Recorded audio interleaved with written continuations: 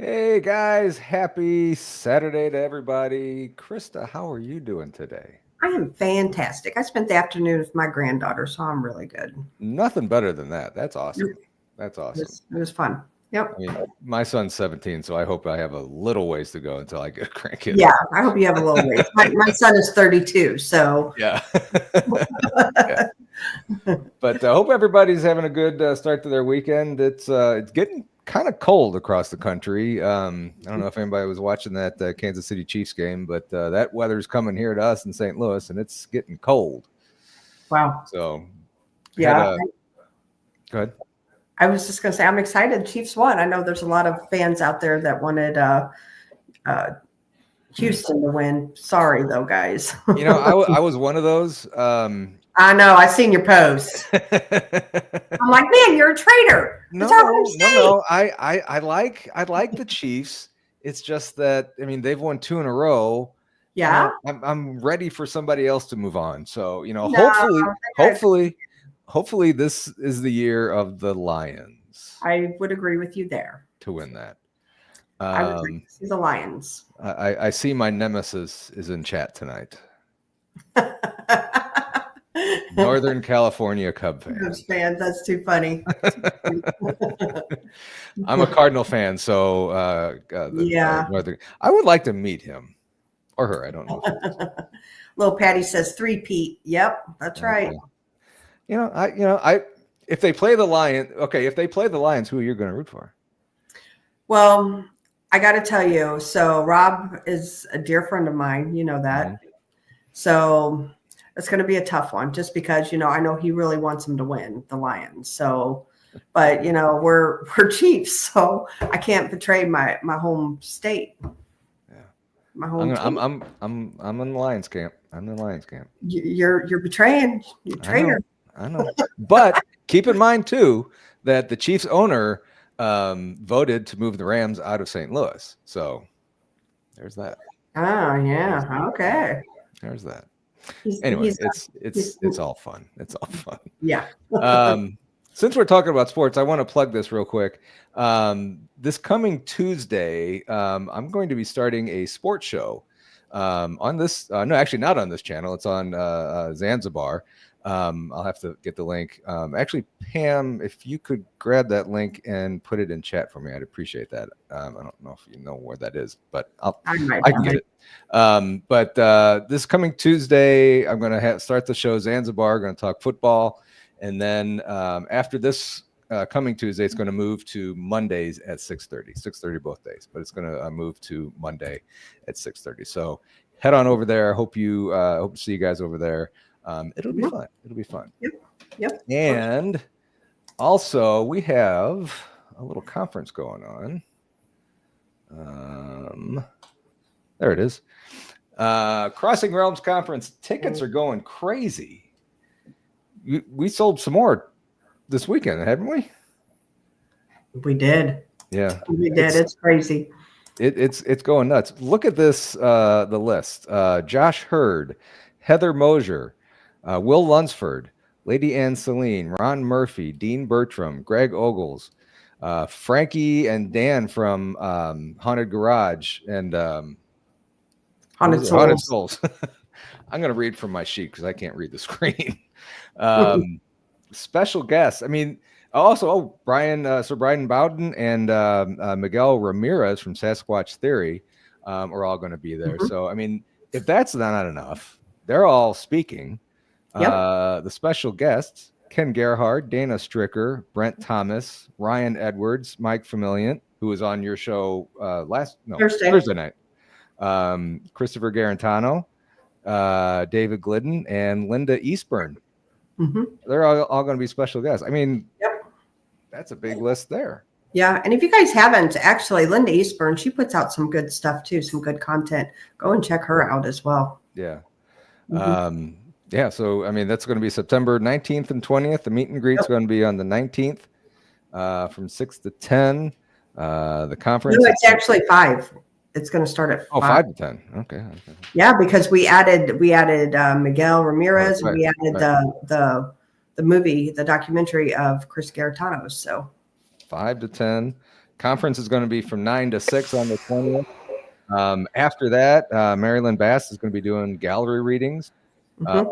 That's going to be from 6 to 7, and then from 8 to 2 o'clock in the morning, over at the Ray County Museum, we're going to do a ghost hunt.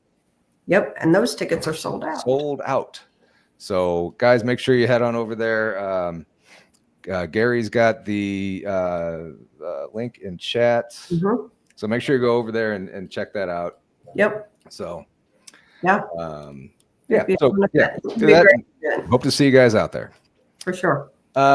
We have a fantastic show tonight. Katie Page is backstage.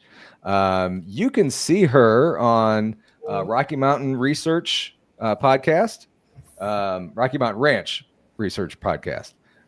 Great show. I mean, she goes around the country, around her area, interviewing guests and stuff. Mm-hmm. And it's really pretty interesting stuff. And you've seen her on Beyond Skinwalker Ranch and Small Town Monsters as well. So let's bring Katie up. Hi, Katie. How you doing? Hi, Paul. Hi, Krista. It's a pleasure to be here. Thank you for being here. Very nice to meet you. Nice to meet you too. That sounds like an awesome conference. I'm like, there's some of my friends. Maybe next year. There you go. For sure. Yeah. So thank you for coming on tonight. I watch Small Town Monsters a lot, especially the UFO Revisited show that you're on. I think it's fantastic. Yeah, that was a really fun project and a little challenging for me. You know, a lot of people don't know I kind of started actually in the paranormal world of things. I was like from the very get-go a huge fan of the ghost hunters. And when it comes to the paranormal, this whole hitchhiker phenomenon really wasn't a thing back in the day when I started out. We compartmentalized all these different types of phenomena, right? So UFOs were in one box and cryptids were in another box and paranormal in another box and so on. But the paranormal stuff has been with me my whole life. And I kind of, I think on it and I'm like, well, I really don't have any questions that exists. Like it's just too in your face. And then I started questioning the stuff of my childhood on the ranch and the UFOs and that took me on a whole nother trajectory, kind of so to speak. But I just that UFOs Revisited was a challenge for me because I kind of keep a narrow lane of the high strangest locations, Skinwalker Ranch and the Rocky Mountain Ranch. And so I had to like gobble up all these cases. I knew about them, but I never did deep dives on this. And they kind of threw a lot at me, so you could kind of see in that series where on topics I knew more about, I was a little more chatty, and there's other words I'm like, you guys take it. Well, that's too, because it's funny. Heather Mosier, she's a good friend of ours. Yeah, and I love her. Yeah, she was talking about that weekend when you guys filmed that. She wasn't feeling good. No, she was sick. Yeah, and she said, man, I just didn't say much, and so me and her kept looking at each other like, we can get through this. Right. But yeah, she was a trooper because she really wasn't feeling good. I know one day was pretty bad. Yeah. And Ron is absolutely fantastic too. Oh, he's cool. He's a good guy, friend of ours too. Yeah. We have Ron coming on later in February, I believe, on this show. And there's the link for Rocky Mountain Ranch Research for Katie's show. Make sure you go over there and check that out. The link is in the chat and it's also in the show notes for this show. So I'd really appreciate it. All those subscribes, as you guys know, it really helps me out. And I'm kind of a new channel, just trying to find my place in the world. So I am subscribed and now. And I have the bell icon turned on. So make sure when you subscribe to her, everybody, you turn on your bell icon. Thank you. I appreciate that. I'm working on part 2 of the Trinidad interview I did with the Millers, Tom and Sally Miller, who are also featured on Beyond Skinwalker, and they have that mysterious bridge. I mean, it's crazy. So we get out and park right next to this bridge to take some drone footage. And just standing there with, I mean, it's a straight road. It's not very well traveled because it's not a very populated area, but still you have the big rigs going over it. And I was just terrified standing there thinking some crazy force, because with Beyond Skinwalker, they're measuring crazy magnetic anomalies around this bridge.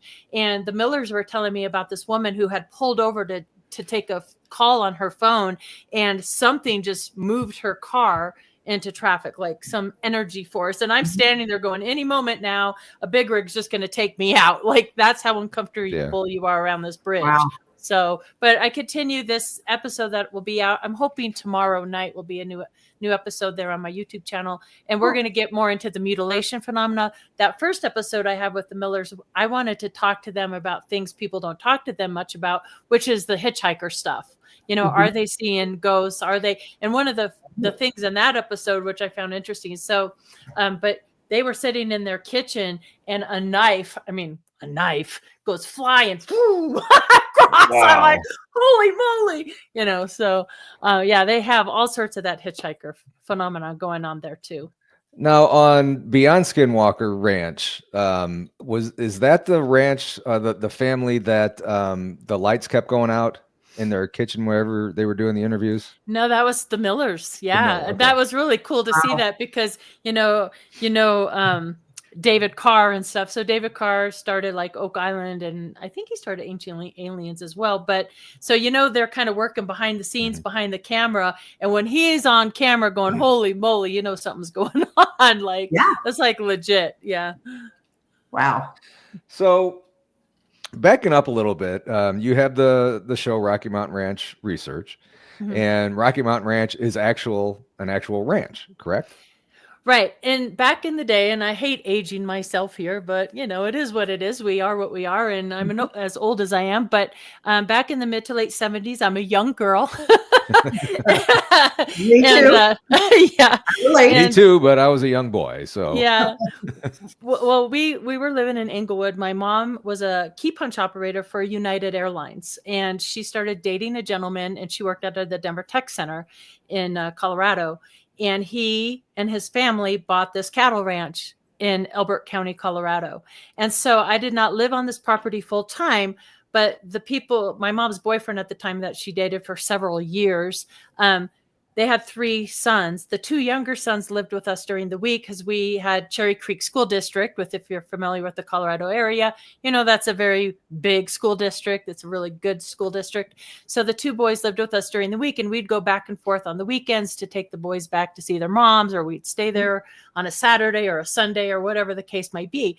But during this time, all these strange things were happening out there. So I'd hear the adults, like my mom and Jack. They're all the adults have passed away now. I just lost my mom. Jack's gone. Everybody, all the adults are gone. But oh no, it's fine. But I would hear them talking about police being called and mutilations happening, and Sasquatch banging on the doors. And I was experiencing things at our house in Englewood, shadow figures and paranormal type things, which I didn't connect at the time. So in folklore, it was known as the Clearview Ranch. I never knew anybody knew anything about it. I never knew it was investigated. I didn't even know Linda Moulton Howe was an investigative journalist out there at the time, because I'm 9, 10, 11 years old during these years, Right. And so it wasn't until I joined MUFON, as a field investigator. I was interested in what all these UFOs are.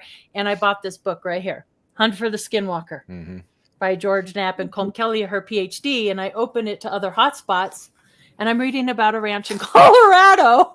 And I knew the weird dynamic of the family, the 3 boys, the mother had a new boyfriend. So they're like 2 males, and and I'm like, this has to be the ranch of my childhood.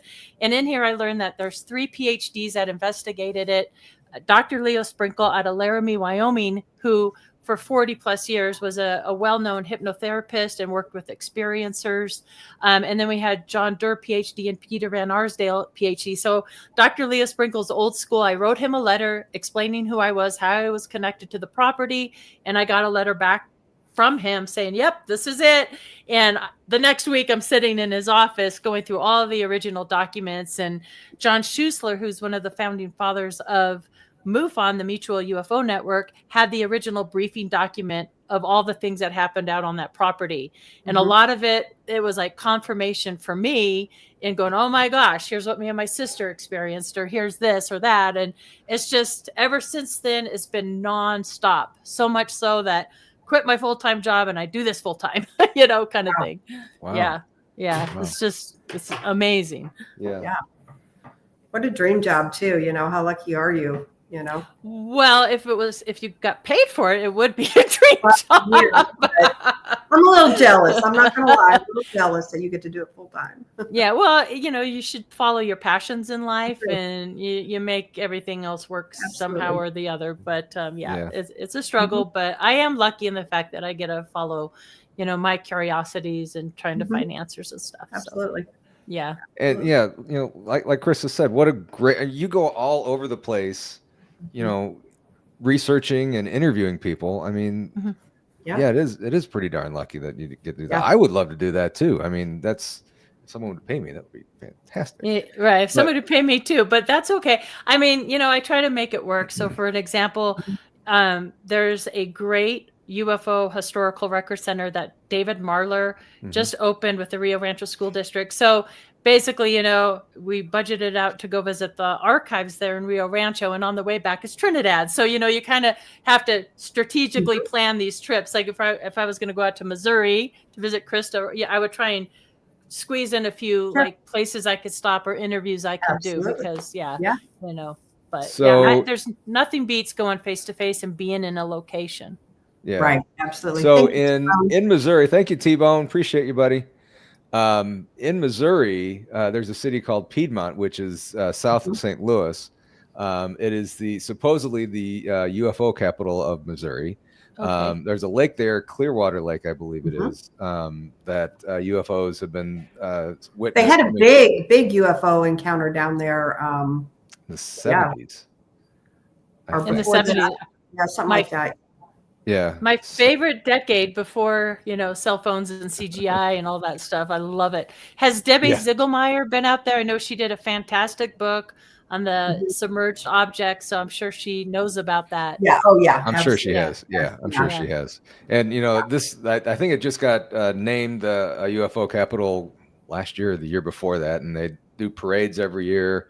It's kind of like our Roswell here in Missouri. So, I was actually thinking about going down there sometime and doing a show live from there and seeing, what can happen. That'd be cool. So if you're in Missouri, that's certainly a place to go to hunt UFOs and talk to people. Yep. About UFOs. So. And don't forget the Ozarks UFO. That's one of the best UFO conferences, and I've been privileged to speak there once or twice now. Yeah, and that's just such a cool little town over there. Yeah, love it. Yeah. Well, open invitation. You're more than welcome to come to our conference in September. Okay, thank you. Yeah, and there's been UFO sightings near the arch and everything along the Mississippi there. So yeah, I believe it. Yeah, they like water. Yeah, they do. Well, since we're talking about that, what do you think about the underwater bases? I think that is plausible. I really do. It's interesting because like we kind of talked about at the top of the show here, when it's paranormal, I'm kind of all in. And with the UAP phenomenon, I ebb and flow, honestly. And I have through the years, whether it's just our own stuff people are seeing. And then you get into that, are we back engineering? If they are traveling from outer space, how does that work? Anti-gravitic propulsion systems and whatnot.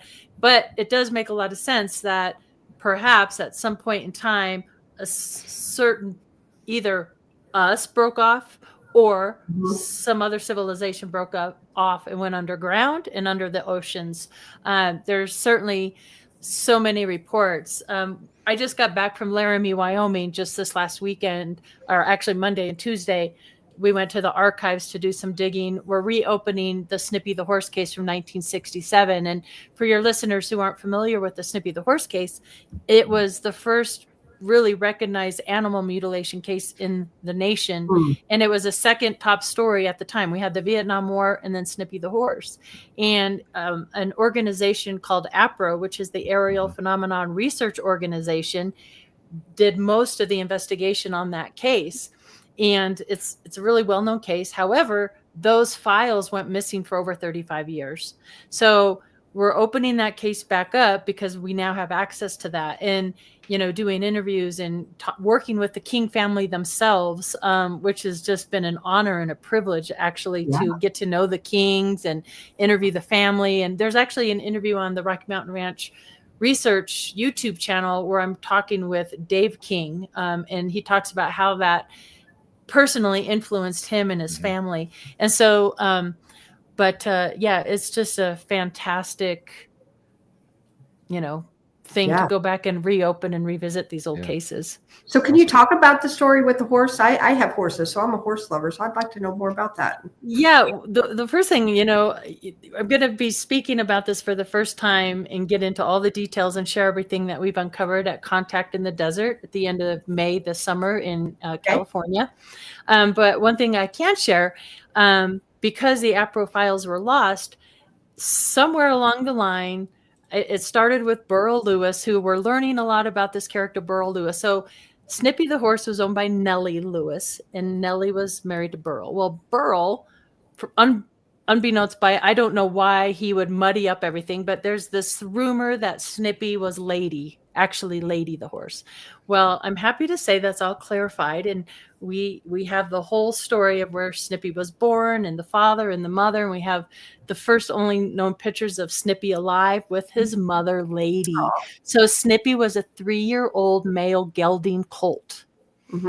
So I'm learning about horses, so it's cool, Krista, that you're a horse person, because we're like, what's a gelding? You know, that kind of thing. If he was a 3-year-old and he was gelded, he would just be a gelding. A colt is an uncut young one. Yeah, and we're learning, like, he wasn't even saddled yet. He right before he was mutilated, he was trained on, it's like how to lead, right? Taking a lead, haltered and lead, and the next week after, you know, heading up and mutilated, he was going to be trained to be saddled. So, you know, the rumors of Burl, well, Snippy was a horse I rode, that's not true, because he had not been he wasn't even broke yet. And in the photos, we know he was never shoed. He had 3-year-old, you know, teeth and things like that. So it's really it's a sad case, but the more we're learning about it and the more we're researching it, it's a really mind-blowing case, because that whole area of the San Luis Valley, in Mosca, there's so much high strangeness there. Even a year before Snippy's death in 1966, there are lights flying on and off, chasing car. I mean, just, you know, other mutilations going on. So when this book comes out and when this information comes out, it's going to be really fascinating, because there's just so much more to the story that was ever told. And I'm really excited that we're kind of revisiting that one. And I also love it because people will even say with the Rocky Mountain Ranch, the ranch of my childhood, like, this was so many years ago, why does it even matter anymore? Well, it matters because one of the things that doing Beyond Skinwalker did was it kind of opened the door for me to get to know locals in the area now. And I'm learning this phenomenon, even though it's not to the height it was back then, it's still going on. There's still mutilations happening. There's still this hitchhiker effect going on. One of the cool things, and I could show you the sketch, there's a generational rancher there. And I don't want to use his name because I'm not sure he has businesses and things. So, but he's an elk hunter. And he was out hunting elk, and he was walking back to his pickup truck. It was dusk. And let me get the drawing out of my drawer right here. Hold on. And while she's looking for that, there's a picture of Snippy. Let's see. Oh, there he is. Yeah, at the UFO Watchtower that Judy Messelin owns. It's a cool place. If you're ever out in that area, I recommend stopping by there. Wow. And correct me if I'm wrong, on Snippy, wasn't there a bullet hole or a hole in one of the bones? Yeah, there were two. And here's something that's really cool. In the archives, oh, come on, where's my sketch? In the archives, we have original recordings that were done with witnesses. And we have recordings of Nellie Lewis and and there are 2 boys that that admit to shooting the carcass post-mortem. So Snippy was already mutilated at that point. Mm-hmm. Yeah. So a lot more information will be coming out about it. And I'm so excited to share it because there's been so many miscommunications about it. Oh my gosh, I don't know where this from. So when you talk about mutilation, so you hear a lot like it's precise cuts and it's only certain organs and things like that. Is that how Snippy was? Like it was precise and yeah, Snippy is really a one-off, which is kind of interesting also because his whole top of his head was gone basically. Right? So it's not your typical, like a lot of times with these cows, you have an eye missing, an ear missing, the anal is cored out, blood is drained. I mean, that's true with Snippy. There was no blood and there was some organs that were missing. But it was just so different than mutilations as we know them today. And what's fascinating too, I can't find this sketch for some reason, which is just crazy to me. I don't know. Maybe I took it downstairs for some reason.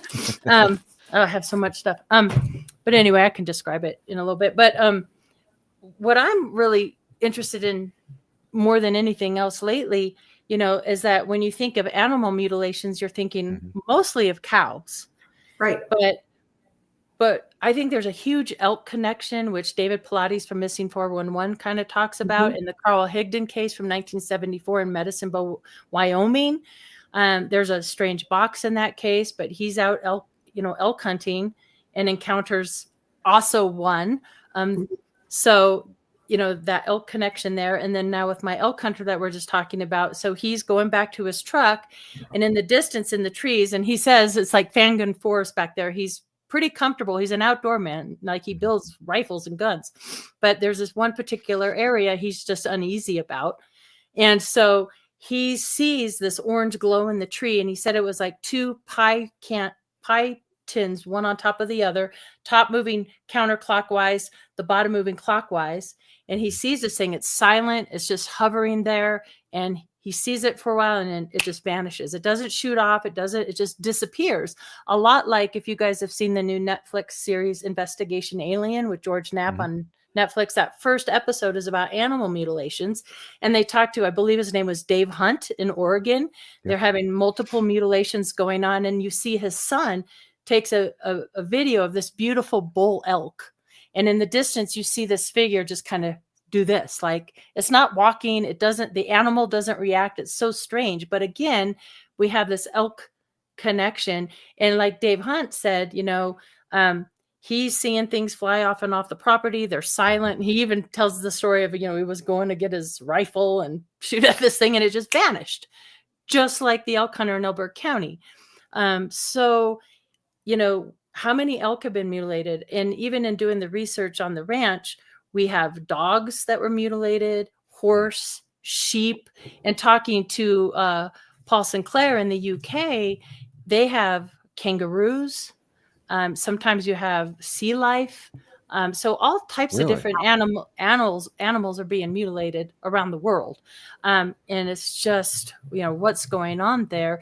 And of course, people don't like to talk about human mutilations, but that's a thing too, and it's terrifying. Wow, I hadn't heard that. Yeah. So they talk about the carcasses after they've been discovered and mutilated and everything, and no flies or any other predators will come and eat the meat off of that. Is that true? Worldwide as well as, I've only heard it on Skinwalker Ranch, but even with early reports in the San Luis Valley with Snippy going way back to the late 60s, we have this cone of silence phenomenon where everything just goes silent. Other predators and animals, the mountain lions, the coyotes, they won't approach these animals. No blood. And then what's really fascinating, even talking with the Millers, there's many examples of these animals, even Snippy. His back leg was broke. So, and I can't wait to be able to share this, but there were original drawings and sketches of basically the crime scene, So you have the 3 horses that were at pasture and you see the tracks, and then you see the 2 go off back to the ranch house and Snippy's disappears, but you see he circles like as if being spooked, right? If a horse is spooked, Mhm. might circle, and then 25, 30 feet away, it's dropped, back legs broken. So something lifted. It looks like something lifted Snippy and dropped it, because Oh his my back gosh. legs were broken. And you see that in elk, you see that in the cattle. And Tom and Sally Miller were saying they had two, one that was mutilated, but the two cows were together as if they were being lifted. And then you could see where the tree limbs are broken, and the damage of the tree, like it dropped one. Like, whoops. Wow. I'm not going to mutilate Too that heavy. one because it's too heavy to drop. You can't take two at once. Mhm. But weird stuff like that, just that it just doesn't make any sense. And the deeper you dig into this, and we just lost a great pioneer that did a lot of work on this, Christopher O'Brien, who did a lot of work, actually lived in the San Luis Valley. He did like the Mysterious Valley books and the Trickster books and stuff like that. But in learning about these things, you hear that, even talking with Daryl Sims and others, we're learning that sometimes these cattle seem to be pre-marked, either with fluorescence, or they'll start, even with the Snippy case too. They had other cattle that died before Snippy, that they actually had a horse that died before Snippy. They believe at the time was bit by a rattlesnake. But where the horse was bit, it wouldn't kill a rattlesnake. So if the rattlesnake wouldn't kill a horse, that big of a horse. I would like your opinion actually on that, Krista. If I send you that information, maybe you can give me your opinion on that. Yeah. But what we're seeing is these animals will start acting strangely, like they'll get almost like a radiation sickness, or they'll start spinning, or just removing themselves from the herd, things like that. So very unusual. Yeah, I was going to ask about that because, like as you mentioned, horses are just naturally flight animals, so how, if they say it's a spaceship, just per se, comes down, like a horse is going to take off. So they had to have like done something to immobilize, or, like you hear people getting zapped by Bigfoot or something. Maybe they zapped that horse or something had to have been done. Right. And the evidence shows with the original drawings that we acquired, they were running in a zigzag pattern. If something like an orb or a light was kind of hurting them in. So you see them do this kind of thing. And then the two take off and Snippy gets taken. And what's really cool, there was an eyewitness to this event from the Uraca Cemetery, which is also fascinating, where they're seeing lights in the valley, these orb lights. Wow. So are they connected? Probably. Wow, that's kind of creepy because, I have horses to this day still. Yeah. And Paul's been there where my son's house, where we keep the horses, and, mine are free roaming pasture. However, they've seen orb lights out there. So now it makes me want to like put my horses. Oh, I know. Yeah. So hopefully they leave the horses alone now. Yeah. They learn their lesson with these other horses, and they'll stick to the elk and the cow and everything else. Yeah. I haven't found an article about a mutilated dog around that high stranger's time in Elbert County. So yeah. No, you don't mess with dogs. No, don't mess with dogs or cats. Or any animal for any, I mean, not that cows' lives are not valuable. All life is valuable. So that is true. That is very true. But dogs are so sweet. Yeah. But Katie, I wanted to ask you, I mean, you've done a ton of research on this, been around, talked to a lot of people. Katie Page, what do you think is going on with these mutilations? So one of my big questions, and the thing that drives me the most, is the question: how much of it is our own government black access projects? What was going on at these locations? And some of these players that come into light are very interesting, to say the least. And how much of it is actual ET, paranormal, unknown phenomenon? And with the mutilation phenomenon, this is something I avoided for a long time. I'm not going to lie to you. We have Linda Moulton Howe, Christopher O'Brien, Chuck Zukowski. They're all doing a great job trying to figure this one out, because it's complex.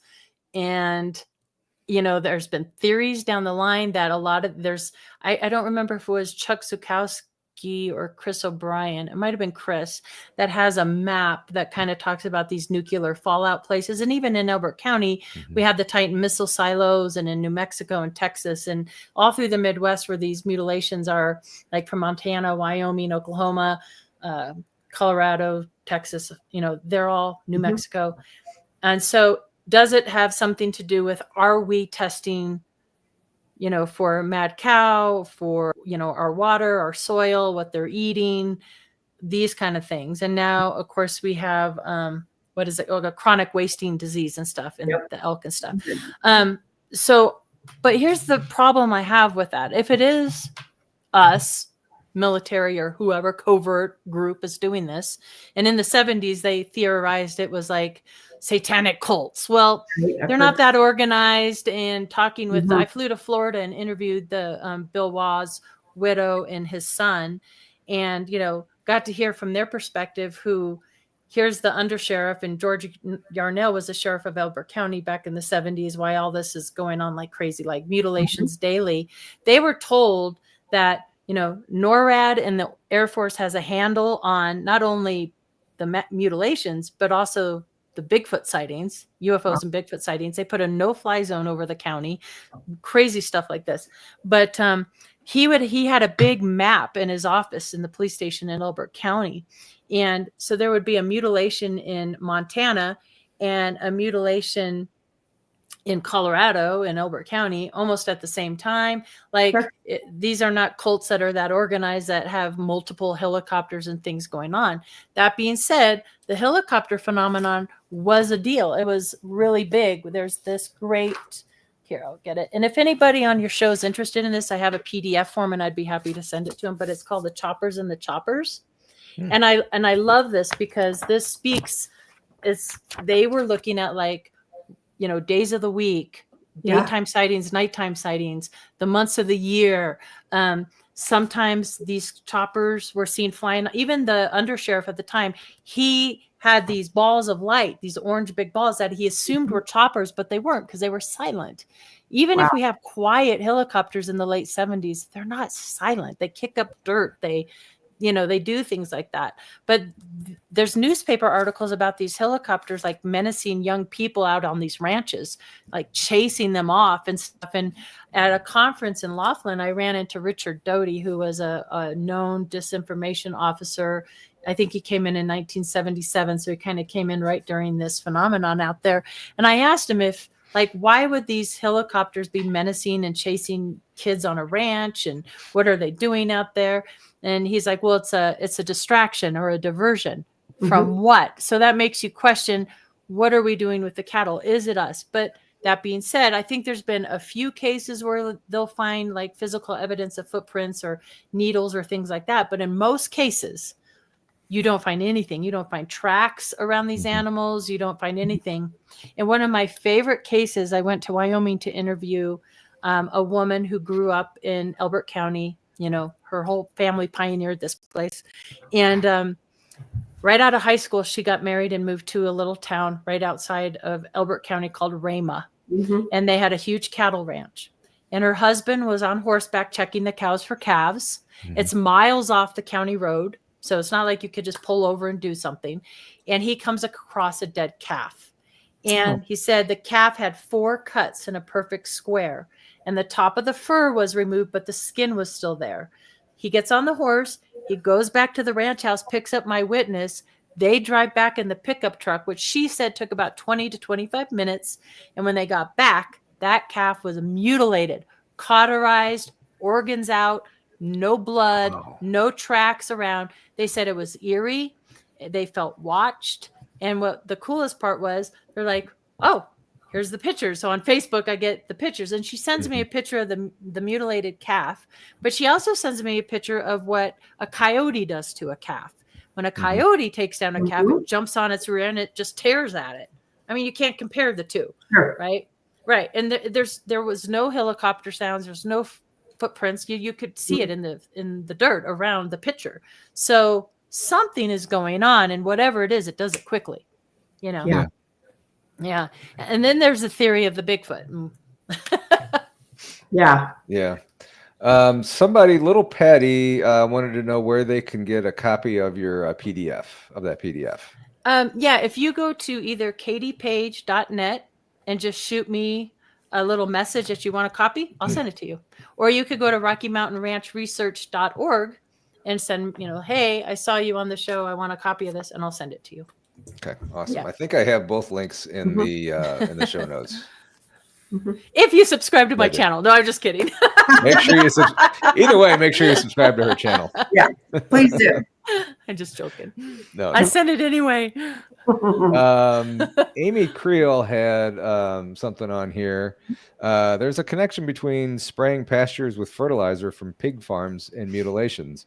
Cattle on pastures fertilized that are way highly targeted proportionately. Could be. I agree. Like, that's one of the big theories out there. And so just like so many things that, we all try to uncover and make connections to, like, I feel like at least on the Rocky Mountain Ranch, that both things were going on simultaneously, unexplained things. And we know the military was out there, because in Dr. Leo Sprinkle's files, I have his notes and I have proof that the military was out there. And so we know that that's a fact. So then the question became for me, which came first, the chicken or the egg kind of thing, right? Did the military start it with back access projects, or was the phenomena going on long before that? And from what I could uncover about the people that owned the ranch, in the early 1800s, pioneered that area, it was known as the Mulligan Homestead. And so I did some research on the Mulligans, and one of the people that were born actually on the property was Dick Mulligan. And if you just Google search Dick Mulligan Winter Park Ski Resort, they'll talk about, that Dick Mulligan was an Irish man, born in Kiowa, Elbert County, Colorado. And he was known for having the gift of gab and bold exaggeration. Well, what does that say to me? It says, people didn't believe poor Dick when he was telling them what was happening on the ranch, Right. So it kind of shows, little clues like that we could pick up on. Well, wait a minute, what's happening there? So I think this has been going on, for a very long time. And then people like to tie both like Skinwalker Ranch and the Midwest and these areas of high strangeness to the Native American connections, which also could be part of the puzzle too. When we're talking about the Ute, the Cherokee, the Pawnee, the Kiowa, and all that, do memories get retained in the geological aspects of the areas? We know, like at the Stanley Hotel in the paranormal world, you have the water running under the Stanley, and you have the quartz crystals. Even the San Luis Valley, we have the great sand dunes. Well, what are the great sand dunes? It's crystal. It's crystal, and you have the aquifer piece. So I think that's a piece of the puzzle with high strangest locations, both in the paranormal world and in the UFO world as well, that these locations are more prone to activities. And like you just mentioned earlier, in Missouri with the lakes, rivers, streams, oceans. There you go. Right. There's a excuse me. There's a ranch here in Missouri, Marley Woods, isn't it, Krista? Yeah, Marley Woods. Thomas Ferrario investigate there. So that might be somebody for you to talk. He's been on Blondes and Booze, and I'm going to try and get him. We've had him on a couple times. Yeah. Right. Yeah, I know Tom. We haven't met in person, but we're Facebook friends, and we've communicated a little bit. And I mean, the similarities between these locations, and that's what I love. I mean, people talk about, are we making progress in our research and in investigating? And I think we are, because it used to be where people were kind of almost like, well, this is my thing and that's your thing. And well, that's kind of breaking down a little bit. And I'm really happy for that, because until we can work together, compare notes, and, hey, what are you doing out there? And even Trey Hudson down south, I've been out with his team a couple times. The Meadows down there. Yeah, the Meadows. I've been out there a couple times with Trey, and Trey was just actually out here and went with us to the San Luis Valley for one of the events. And so I love that we're able to work together like that and compare. And he's such a great researcher, investigator, because he's military. He knows how to do these protocols and all these. And I'm like, teach me how to do that. I don't have that skill set. So you need all sorts of people to help. That everybody has their specialty, and everybody has a thing they can contribute to help. There's just so many places out there, like as Paul said, we got the Marley Woods, and you've got your Skinwalker Ranch, Blind Frog Ranch, there's several others, and they're all just similar. So like trying to figure out, I guess, what makes them all similar? Why all this weirdness and all these the same weirdness in these locations? You know, there's everything from UFOs to ghosts to, you know, cryptids to orbs to everything, you know. Yeah. Something that I found fascinating during my Miller Ranch, and it's not the first time I kind of thought about this. And in visiting, I actually got to go and visit with Dwayne Ollinger at the Blind Frog Ranch, and I had not been back to the property in my childhood yet. When I did that first episode on Beyond Skinwalker, that was real. That was my first time back with cameras rolling, which was really unnerving for me. I never met the people that lived there face to face, and I was getting ready. I mean, I walked in with my stack right here of stuff, and I'm like, they've lived there for over 30 some years. I didn't know what they knew or what they experienced or if things were happening or weren't happening. And here I am with a camera crew, like, shit, what if things don't happen? Like, what if nothing's going on? Like, it was kind of crazy. Yeah. But what was I going to say? Where was I going with that? Oh, I went to Blind Frog Ranch, and that was one of the first things. I wanted to feel what it felt like, because the one thing I remembered from my childhood is how I felt. Yeah. And at Blind Frog, it didn't feel heavy. It didn't feel like it did. But maybe that's just because I'm grown up now. Right. I don't know. Right. But I sat in the healing waters and all that stuff, and I ended up getting COVID from the healing waters. Oh no! Oh no! Oh no! So that didn't work. Don't do that. No, it was cold. No. Don't do that. So have you checked out been to Bradshaw Ranch? I have not, but I've been in the area, Sedona and that, but I have not. Isn't it owned now by the government? Is that right? Yeah, and there's a guy that he investigates, and we've had him on the show. Tom Dongo. Yes, yeah, Hoodoo Tall. Yeah, this kind of goes by. But yeah, and so it's I think that place is just right in with, you know, these other places that you've mentioned. It's just it's amazing the things that happen, you know. Yeah, and there's another not as well known case when I was doing the Mars files for MUFON, which is all the pre-CMS, pre-computer cases. I came across an interesting case out of Ohio, Pennsylvania. And it was called the Creature Case. So they had the Sasquatch where they're shooting, the police involved, the knocks on the thing, the UFOs. I mean, all of that. So I was like, oh, this is another hotspot, Ohio, Pennsylvania. And they're all over the place. Wow. You mentioned feelings and stuff when you go to these ranches. You were back on Rocky Mountain Ranch when you were on the Beyond Skinwalker Ranch. And part of the episode was the ranch responded to you. Kind of explain that. How did it respond to you, and what exactly you were feeling when you were walking in there for the first time? Yeah, the whole experience is surreal, and I'm so grateful that after that experience, I recorded everything that happened. I didn't do that for the second time, darn it. I could kick myself. But so they decided to set up, first thing, arrived on the ranch. It was dusk, and I knew the house was in the same place as I remember it, but the house looked different. But what I found out is the original house from when I was younger is within the house structure still, but they added an addition out to the left, to the right, and to the front. So they decided to put an old-fashioned crystal radio and other radios in that original part of the house where the scariest night on the ranch, where it was the boys' mother's birthday. My mom was there, and Jack. And even though these two, Betty and Jack, were getting a divorce and had the father was dating my mom, and Betty was dating John, who claimed to be military, by the way. But we had Thanksgivings together. We were cordial. We were there celebrating the birthday. All the adults are hanging out in the front room. We're in the boys' room in the back. My big sister, me, and Scott, and sorry, I won't say his last name. And the other boys were in the back bedroom. And that hum sound. So one of the first things reported on the ranch was this hum, kind of like the Taos hum. And that started up. And then the brightest light you've ever seen comes through the window. All the power in the house goes out. And we get this disembodied electrical sounding voice.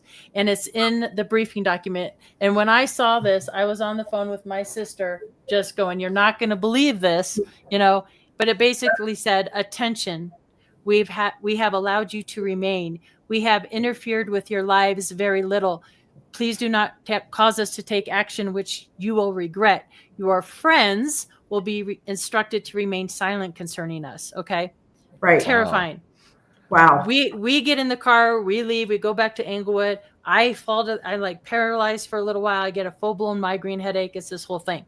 But so they decide to try to put this crystal radio experiment in where all this dramatic stuff happened. Now, just to say, I've learned since of something called plasma ball technology, which is something the military has been experimenting with, which pipes out sound, right, in a distance, and it sounds very electronic. It sounds like what we heard. So I'm not saying what that was ET, or it could have been that. I have no idea what that sound was, but we had no electricity in the house at the time. So when they called in the ham operator to communicate with the house, I was just sort of like, okay, let's see what happens here. I did not know I didn't know I was gonna do it, because you have to have the ham operator do it. So he's doing his thing, nothing. And I'm like, uh-oh, nothing's going to happen for this show. And then Dave Carr goes, well, let's see, if we can have Katie do it. So, he gets permission. He does a call sign. And I have to speak into it. And when it did that, I was just like floored. What's really interesting, though, they don't show on the episode that I repeated that 4 different times, because they're bringing in the team from the outside. Like, you got to see what's going on here. While that's going on, and it's not in the episode, we're getting transmissions in the whatever radio equipment. I don't know if it's CB or whatever it was that they had going about the Vietnam War. Wow. Yeah. And then I come to find out later, after post-production, that within the original part of the house where that crystal radio is, they're getting clicks, like almost like a SOS, like click, click, click, click, click, and they can't explain what that is either. And I can't give it away until the episode comes out. But for season 3, I have Big Sister coming back with me to the ranch. Awesome. Wow. Which was really awesome, because she doesn't have the hits. She's had her fair share of things in her life, but not to the extent I've had, which is a whole other, like, why is that? Why does it attach to some people more than others? And she's like, I don't want any of this. But I'm like, well, come with me. We'll be able to talk about it when we're much older and we get to face it together. So she's on that episode, and they did the experiment again with Big Sister and me. And I can't tell you what happens, but it was very, very interesting. Wow. So I don't know what that is. Yeah. Yeah. I look forward to that. Yeah. Real quick, Katie, your video is freezing quite often. We can still hear you just fine, but your video is freezing. No. Unless you're just that incredibly talented where you can stand there with your hand kind of blurry just a little bit. Bummer, because I look fine on my end, so I don't know what's happening. So we're just gonna keep going as if nothing is. I mean, we have you up here. Yeah, we can hear you just fine. Yeah, so. yeah, Okay. Everything's going fine. So we're good. And I completely lost where I was going to go with this after that. Go ahead. Oh, I was just gonna say, I wonder if there's anything we could turn off downstairs. We just switched. We have Starlink, and I just went to a lower plan, so I wonder if that's affecting it. It could be. I don't know. Yeah. I'm just blaming it on the colds that you're freezing. Yeah. That could be too. It is snowing out, and if our dish gets covered, it could be covered with snow. Yeah, that could be too. It's not melting it fast enough. Yeah. So I'm a huge fan of Skinwalker Ranch. And ever since they started doing Beyond Skinwalker, I've been a big fan of that. So it's great to hear that they're coming back with a 3rd season, and you're going to be part of it as well. Yeah, and it's cool because I don't get to see what they film for a week and they get it down to a 44-minute episode. So the first time you guys see it is the first time I see it. So it's really interesting to see how they edit and stuff like that. And I realize, like, with Beyond Skinwalker, they have to kind of pair it with Skinwalker Ranch, and they kind of want it to flow nicely. So there's whole things that we film that have happened to me as a young child, like the strange boxes, for example, that haven't even made the episode and probably won't because they don't know where to put it. Or, like, case on point, for season 1, they had David Carr do the biggest remote view in history in the United States at the Rocky Mountain Ranch. Yeah. And it didn't make the episode. They did a 7-minute bonus clip that you could find. And I think you can find it now on YouTube. If you go into Rocky Mountain Ranch season 1, David Morehouse. And there's a good podcast called Through a Glass Darkly. And he does 6 hours with David Morehouse on the results from the Rocky Mountain Ranch episode with the remote viewers. They had 70 remote viewers from 70 different countries with over 3,000 data points that they acquired. And we spent, I want to say it was 2 or 3 hours with David Morehouse as he's going through this on camera for Beyond Skinwalker. And my jaw was on the floor. They picked up I was like, how is this even possible right now that they just hit it just down the line? Was that on your podcast? Did you have that on yours? Because I remember seeing that just recently, and I spent a good deal of time kind of binge watching yours. I touched on it a little bit. I put some little clips about it, but I don't go into depth like Through a Glass Darkly does with Dave Morehouse. Okay. I don't remember where I saw the remote viewing thing, but yeah, I put the clip in there, that little clips from the show and stuff on there, but you got to be careful with that stuff too, because I don't want to get in trouble. Yeah, I get it. You know, exactly.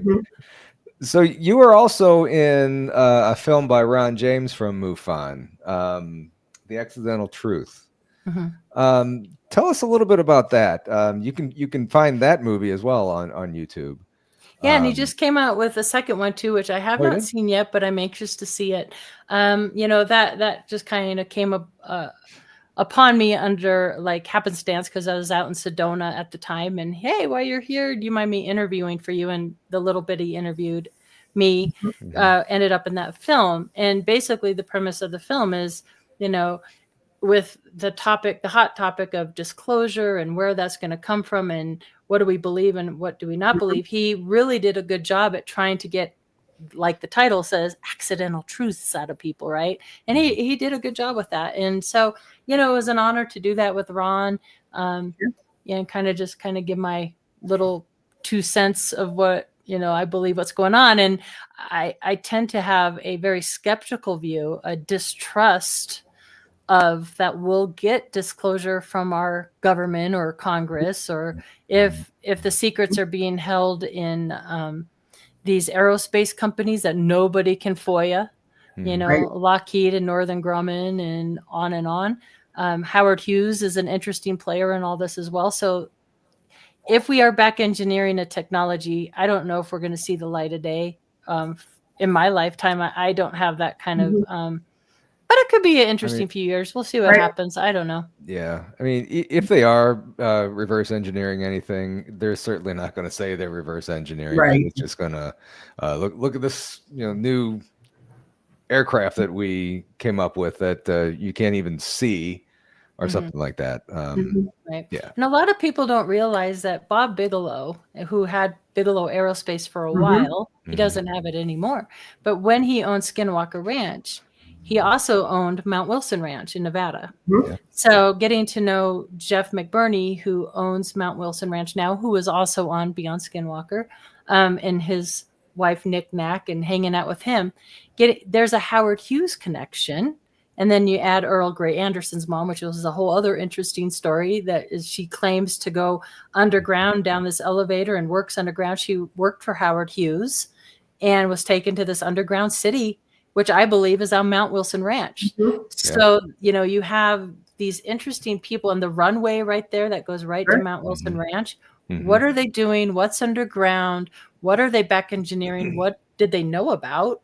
And you're right. I don't know if it'll see the light of day, but boy, Howard Hughes, what an interesting man he was. And now I'm doing a little digging on Howard Hughes, and I'm learning Van Tassel, who is the Integratron and that whole ET connection. I don't know a lot about him, but him and Howard Hughes worked together. So Howard Hughes was more involved in the UFO world than I even knew before.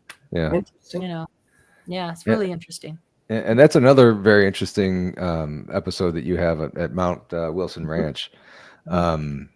And like you said, Beyond Skinwalker was out there, and there's I think when Bigelow left the ranch, Mount Wilson Ranch, didn't they supposedly blow up the entrance to something? Yeah. And in talking with Jeff, because you see the runway where that was, there's some remnants left there, right? And they're digging things out from underground, which are strange, like that. It's in my episode, that ornate like lamp that you'd see in France or something. Yeah. Concrete stuff, like they buried all this stuff. But what's interesting is there was an army presence out there, concrete and all that stuff was tore up. It was all destroyed. Laboratories that are supposed underground. So I hope they keep digging out there at Mount Wilson. I really, really feel like they could find something. And even Rocky Mountain Ranch, so trying to connect the dots, like even with Skinwalker Ranch, that kind of came out in the 80s. Well, Rocky Mountain Ranch was in the 70s. So what are they doing in the 70s? You have NORAD, Air Force Academy, and all these different bases. And we know there's a military presence out there. But that weird circle on the ground that my sister and I experienced, where we're flipping the Frisbee and we look down and there's this wet, heavy snow on the outside, and then it's dry dirt, right? And it's 75 feet in diameter. Well, they bring the guys out from Oak Island to do the scans right over that landing site. And it has normal readings to a certain depth, and then it just goes black. Wow. And they can't explain that. They don't know why. So is there something buried there as well? I have no idea. But we went back there and flew our little drone up there. And the first time we flew it up, it had a full battery and it was drained in 2 minutes. What was really strange is we plug it into the car and it charged super fast. And then we flew it again and it was fine. It acted normal. So it seems transient. The activity seems transient in a way, just like the paranormal world. Like, why will you get a high reading here 1 second and then it moves? Right. What are your thoughts about, let me ask you, pick your brain. What are your thoughts about crop circles? That's a good one. Another rabbit hole I didn't want to touch for a long time, because we all hear the stories. They're men and women walking on little planks of wood, and some of them you can see tracks and they are not very good, and you're like, I can see probably man made that one.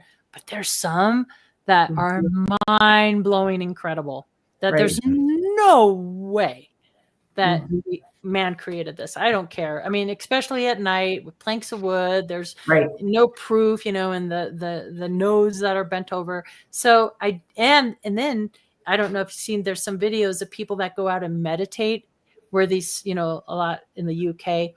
So they'll go and meditate and they'll all kind of focus on a certain circle or crop circle, and then it'll appear. So are we manifesting this somehow? Are we interacting with the phenomena? I don't know. That's a tough one for me. I think some of them are real and some of them aren't.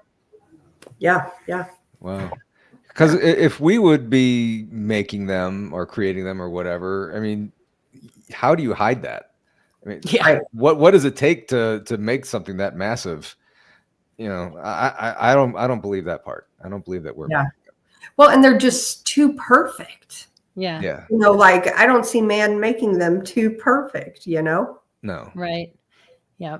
And then that we had the Arecibo message, where we sent out a message and then they give us this whole crop circle back with, their population and what, I don't know. Is that, it just seems like that would be very hard to create that, but I don't know.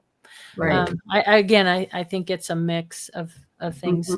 So my middle son, just turned me on to, I watched it this morning and it's kind of blowing my mind. So I just have to share this, but it's on the Joe Rogan show.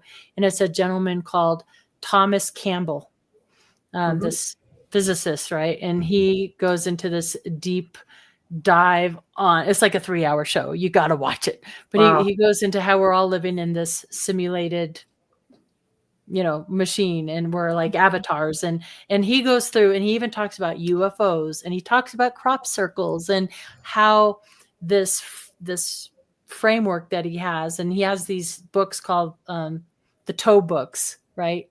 So I'm anxious to read this book, because I'm like, wow, if there's truth to this, it answers a lot of questions, and it kind of makes everything fit within the constructs of our computer system that we're in. Or he gives the analogy of we're all in like a World of Warcraft game, right? And we're the avatars, and we get these packets of information, just like a computer system. I'm like, well, that would explain a lot. It would also explain how we interact with the phenomena. And then the question was asked on that show, why are there certain experiencers, or why are there people that experience the paranormal or Sasquatch or UFOs, and he says they're there to kind of help open the doors that there's more to this reality for the people that are really stuck in the materialistic view of life. And that maybe we're having these little glimpses into these other realities, into these other worlds, so we can open up the population at large to wait. There's more to this than just, this. Yeah. It was a really, really interesting. Wow. Sounds like it. Yeah. Very interesting. Where do you think these otherworldly creatures are coming from, or how are they getting here? Do you think they're, coming straight from wherever, through a portal, already here? I think, in my experience from the ranches, and especially the Rocky Mountain Ranch, I think they were somehow connected to the craft that were going on. So on the Rocky Mountain Ranch, I never experienced ETs there, but there were said to be, and multiple adults said that they had encountered these two types of ET beings, these blonde, blue-eyed Nordic types, and these, what Paul Giamatti dubs now the Tubi guys, that are kind of these AI mechanical type beings. And the cattle mutilations and these craft are sometimes connected with the Sasquatch. So, like, are they bodyguards? Are they workers? Are they doing something with the cattle? I don't know. Or are they the ETs themselves? But it was interesting in filming that episode, season 1, we're walking back to the tree line, and I don't think they say on the episode, but the reason we were going back there is because I was showing them the approximate location of where I had this daytime strange box encounter. And so we're going, I go over this barbed wire, I fall forward in the snow. The snow's coming down hard, so it's filling in our tracks really fast, but there's nothing in front of us but this white blanket of snow, and out of nowhere come these bipedal tracks in the snow, right, one in front of the other. They have a pretty wide stride, but not hugely wide, I would say, like maybe like this, maybe. But it wasn't a horse, it wasn't a cow, it wasn't a fox, it wasn't a dog, it wasn't a person. And what was strange about it is you see these tracks, and then they disappear for maybe 10, 12 feet, reappear, and then disappear. Wow. So to me, it's like as if something came up and was curious, walked, went under, came up, and went under. So maybe they're underground there. Interesting. I don't know. Also on that property, it's where two major aquifers come together and meet, the Dawson and the Denver. So you have different levels of the water table underground. Oh. Could there be caverns under there? I don't know. It's a theory. I don't know. Yeah. Wow. I remember that episode. It looked like it looked like something out of a weird sci-fi movie that you guys were walking around in. It was crazy. It was crazy. Yeah. It was crazy. And then something that most people don't know too. So I'm freezing. I was not prepared for the snowstorm. I knew it was going to be cold, but I didn't have long johns. I just had my blue jeans on, Oh. And so I'm freezing. They're like, okay, after we film, they're like, you could sit in this warm pickup truck, and it's facing the tree line where I had all these terrifying experiences when I'm a kid. They all take off. They're like, oh, well, they're putting equipment away or something. I was sitting in that truck for it felt like 20 minutes. And I'm like terrified. I see this little pinpoint of red light in the trees. I don't know what it was, but I was like, come back, like, Jack, come back. Wow. I remember one other thing I wanted to ask you about.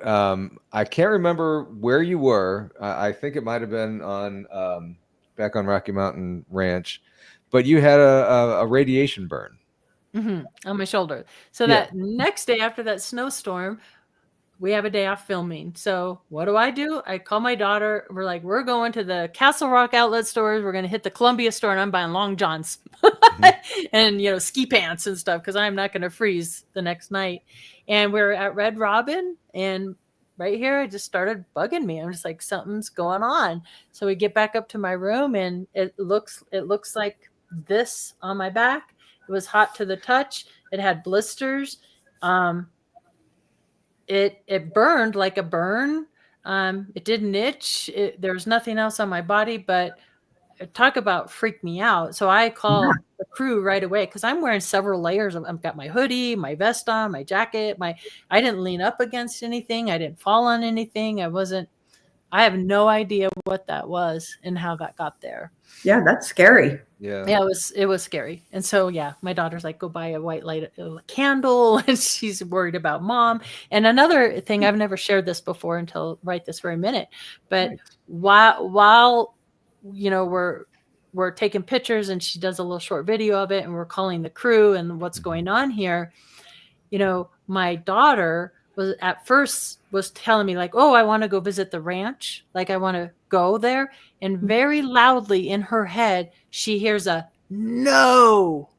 Wow. And she says, never mind. And she told me what had happened. She goes, I don't want to go. Wow. And at that same time, though, there's Nicole that was born and raised on that family, and Greg that lives there now. And they've had mostly wonderful experiences there. Mm-hmm. Right. Although Nicole says she felt watched from the tree line, and she's had the shadow figures, and the mom, Chris, who since passed in season 1. So if you see, she passed away right after filming, not right after, but a few months after filming. Mm-hmm. But, it's not like all doom and gloom and bad. Like, a family lives there, and they have good memories there. So I felt pretty comfortable there in the day. I still don't feel comfortable there at night. Yeah. Wow. So many places are like that, though. We're just all afraid of the dark. Yeah. You mentioned that you had the weird feelings before. Have you ever had mind speak or anything when you were in these locations? You mean just like downloads? Yeah, just like anything that, like what your daughter was saying that she had. Mm-hmm. Yeah, I do quite often. Or I don't know if you could call them that, or if it's just like this intuitive guidance, or quite frequently. I've actually had one time I had like where I heard a disembodied voice in the back of my Jeep. Oh, wow. Like, oh, okay. And it was funny. It had to be a human because it used the word stupid. Like, this is a ghost. You can't. You don't have an angel or something going stupid. Like, wake up, stupid. Kind of that kind of thing. That's too funny. Yeah. It's kind of funny. You had mentioned orbs earlier in the show. Do you have any experience with them? And if so, what do you believe that the orbs are? Yeah, I had one experience with an orb. And thankfully, and I would tell anybody out there that has any unusual things, write it down, write the date, write the time, write it down. And thankfully I did this for this event because I had remembered it differently, and I came across it. I'm like, oh yeah, I forgot. So I was married to my ex-husband at the time. I had my boys, and they were into Legos. So I had a big red bucket of Legos in my bedroom, and the Lego bucket fell over. That's what woke me up. And this was right when I started investigating all this stuff. So I had just joined MoveOn. I just started really digging on all this stuff is when this happened to me. And I wake up, and the auto light of the people that live behind us was going on and off. So I noticed that first. But in the corner of my bedroom, I see this basketball-sized blue orb. It was like a deeper blue in the center, and it was a lighter blue on the outside. And it just was sitting there in the corner of my bedroom. And I'm looking like at the smoke detector. I'm looking at the cable box on my TV, and Steve, wake up. What is this? And he's waking up out of a deep sleep. And as soon as he gets eyes on it, it goes, wow. And that's the only time I've experienced that. And what's interesting, when I bought the book Skinwalkers at the Pentagon, and they're talking about the hitchhiker stuff, they talk about these blue orbs. They talk about the blue orbs could potentially bring you ill effects. Sometimes you hear that. After that happened, for 2 years, I went through this battle with these random weird rashes, in stuff. So I was getting like allergy testing and all this weird stuff. But I have no idea what that was. And in that book, it says, don't assume that it's not our technology. So it felt intelligent to me. Whatever it was felt like it was monitoring or watching or something. I don't know. I totally get that, because the first orb that I ever saw was also blue. And it was in the basement of a haunted location that we were at. We were holding an event there, and I was down there with about 10 attendees. But the one I saw wasn't quite as big as yours. It was about the size of, I would say, more like a softball, Baseball. Bigger than a baseball, And it went under a tripod. Somebody had a tripod camera sitting there, and it went under that, and a bunch of us saw it.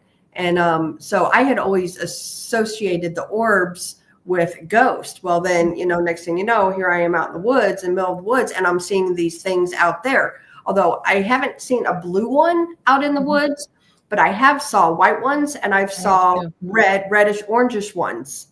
So I don't know if it's like different beings. Maybe some are aliens, some of them are ghosts, some of them are Bigfoot or Dogman. Who knows? But I just really, I really find them interesting. And I noticed Greg Ogles is in chat, and he actually had an interaction where it was an intelligent type orb, kind of like what you said. Yeah. So I like you, Krista. I had a friend. She actually was the lead paranormal investigator for a while at the Stanley, and she was telling me about fairy lights.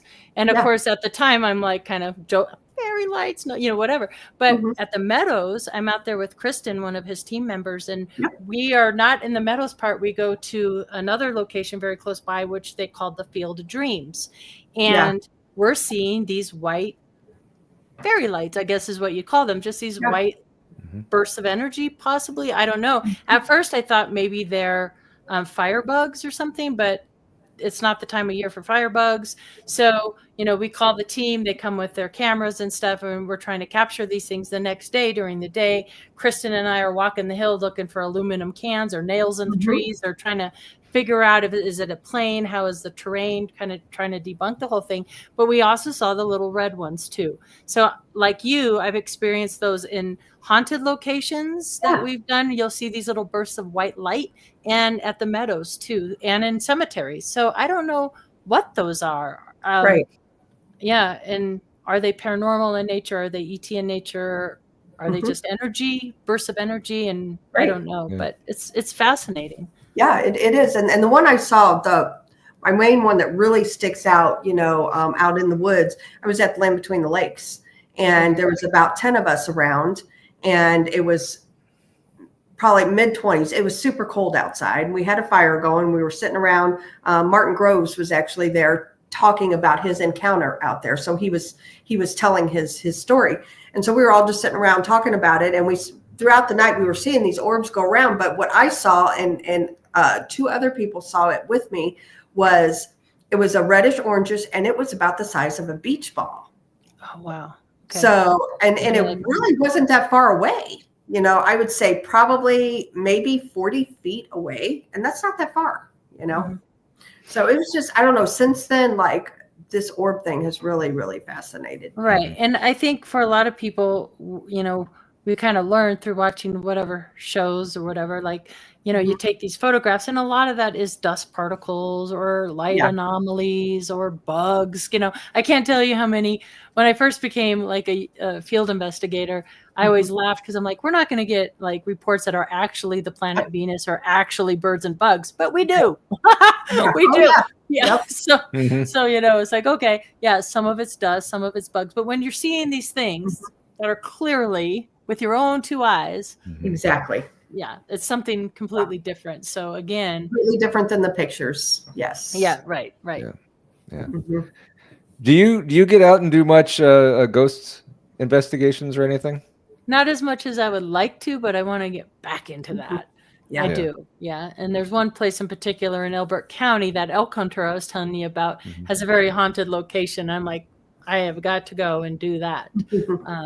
My coolest, other than what I experienced at my dad's old house, that's a whole other story. But the coolest event I ever did with ghost hunters, my favorite episode was the Saint Augustine lighthouse episode, where you see that shadow like look over, and I'm like, I got to get to Florida to the Saint Augustine Lighthouse. And at that time, the ghost hunters, they were putting on these events. So I went with my second oldest son, Vincent, and my niece, Jamie.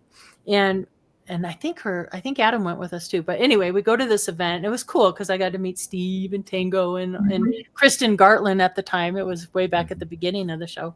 All very cool, down to earth people. But we go up to the top of the lighthouse, and we put candy bars out, and I had my EVP, the recorder, and I had the K2. And we started talking about, we flew a long way to come see you, the little girls that drowned there. We came from Colorado, and in Colorado we have snow. I bet you never saw snow. It's cold, and anytime we talked about the snow, K2 was going crazy, and we got little girls' voices in that EVP. Wow. Only when we talked about the snow. It was really, really cool. That is cool. That's awesome. Yeah. That is pretty cool. That Saint Augustine Lighthouse is on my bucket list for sure. Oh, it's awesome. Yeah. And I'm afraid of heights, and I thought it would be kind of, but it wasn't bad because there's these landings and stuff. It's not that bad. Yeah. As long as you don't look down. As long as I don't look down, I'm good. Right. Yeah. I've only visited there at St. Augustine. That was a long time ago when I was a little kid, but there was a fort there that we went to. That was pretty cool. Yeah, it's pretty neat. Yeah. So that's a pretty cool place down there. Awesome. Katie, this has been fun. We're getting this. pretty close to the hour and a half mark. So we mentioned your website, your podcast, Rocky Mountain Ranch Research. Where else can people find you? Yeah, I'll be speaking at an event in Albuquerque, New Mexico in April. So if you just look up Albuquerque, I think it's called UFO Exploration. That's what it is. Explorations. I will be there, and I will be at the end of May at the Contact in the Desert out in California. And if you could please just check out Rocky Mountain Ranch Research with Katie Page on YouTube, that would be a great help because I've been working really hard at putting together these videos. So awesome. And like I said earlier, I was binge watching them for a while, and I mean, I'm all caught up now pretty much. You got some great stuff. There's your YouTube channel.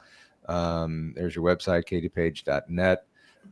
Some great stuff. So, Katie, I really appreciate you coming on. It's been a fantastic show. Yeah, thanks so much for having me. I hope I get to meet you two in person someday. I'll get out to Missouri sometime. That'd be fun. When the weather's nice. Absolutely. Come in the summertime. Right. I mean, our winters probably aren't as bad as yours out in Colorado. Yeah, I don't know. You guys are a little further north, so if you're ever, I was gonna say, if you are ever in the Missouri area, look us up because we can take you to a lot of different haunted, cool locations. So that'd be cool. Yeah, there's a lot of haunted places here in St. Louis. I mean, just in St. Louis. Yeah. But all around Missouri too. So yeah, I would love that. Thanks. I'm going to take you up on that. Absolutely. Darn it. All right, guys. Katie, I'm going to put you backstage for just a second. So we'll be right back. Don't go away. Okay. All right, guys. Hey, that was a fun show. It was. Enjoyed it. Great guest. I really enjoyed talking to her. A lot of great stuff coming from her. Absolutely. So yeah. Thank you guys for watching. Like I said, this was fun. I hope you guys enjoyed it. Seems like a lot of people in chat enjoyed it. If you guys could do me a huge favor, last I checked, I was at 916 subscribers. If you could share this out, help me get to 1,000, I would really appreciate that. One big goal that I would like to have. And if you do, I'm going to get a tattoo on my arm of the show, and I will do that maybe on a live. So it'd be awesome. Yeah, it'd be kind of cool. Very cool. Please help me out with that. So thank you guys. I'm up to 919. Awesome. So quick thank you to, let's go down here, T-Bone for 5 memberships, to Kelly Sandiford for becoming a YouTube member. Thank you very much. To my favorite Cub fan, and I have to say my only Cub fan friend, Northern California Cub fan, for the donation. Look at Katie in the backstage. She's like, I am. Oh, Katie's a Cub fan? You're a Cub fan? Yeah, I'm born into a Cub fan. I'm from Illinois. My dad is Cubbies all the way. There you go. Awesome. That's too cool. My heart is breaking right now, Katie. I liked you. Oh no, I'm never coming back. Everything we said about Rocky Mountain Research Ranch. No, I'm kidding. And That's thank funny. you, Kelly Sandiford, for the chat, the $10, and thank you, Scott, for the donation. Everything is very much appreciated. Never expected, but we appreciate it when you guys do that. So. Don't forget tonight, BMR. We got Donnie Cho at 8:30. About 5 minutes. About 5 minutes, and then BMR late night. Chances are he probably won't be there tonight. Well, and also that show, he has moved it up an hour. So usually we would go live at 11 p.m. Central. It will be 10 p.m. Central now. I think from now on he's upped it. Oh, so, okay. Yep. Cool. So, make sure you check that out. I don't know if I know Krista and Brandy are going to be there. Tex will be there. BMR is watching his Lions. So I haven't checked the score. So guys, thank you all very, very much for watching us. Have a great weekend, rest of your weekend. And as soon as I find the outro, Stay warm. Keep warm and put on your go bear Cardinals. slippers. Go Cardinals. Go Cardinals. See you guys. Have a good night. See y'all. Cardinals.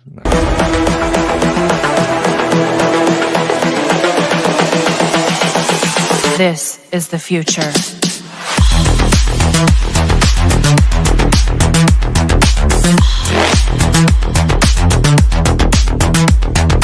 Evolution.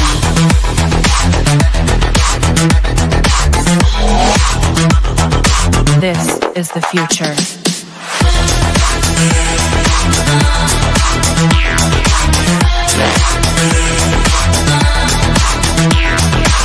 Evolution.